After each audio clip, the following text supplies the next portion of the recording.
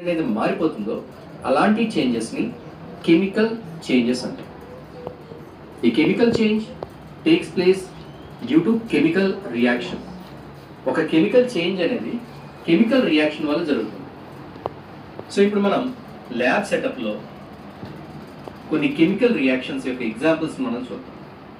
When a magnesium ribbon is burnt in presence of oxygen, it burns with a dazzling white flame and a white ash is obtained.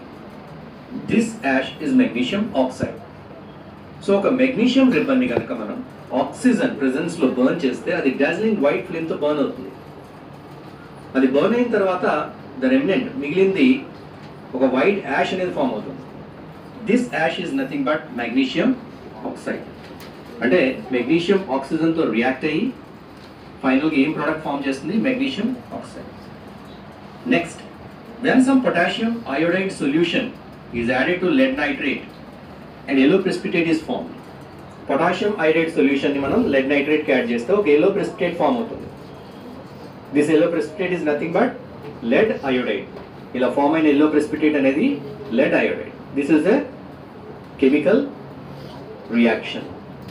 అలాగే if we add few zinc granules to dilute HCl or H2SO4. మనం ఒక conical ఫ్లాస్క్లో కానీ బేకర్లో కానీ dilute HCl లేదా H2SO4 తీసుకొని దానికి zinc గ్రాన్యూల్స్ని add చేస్తే hydrogen gases evolve ఏమవుతుంది? గ్యాస్ ఇవాల్వ్ అవుతుంది. So in this reaction along with the gas heat is also released. Gas evolve అవుతుంది, హీట్ కూడా ఇవాల్వ్ అవుతుంది. So this is a chemical reaction.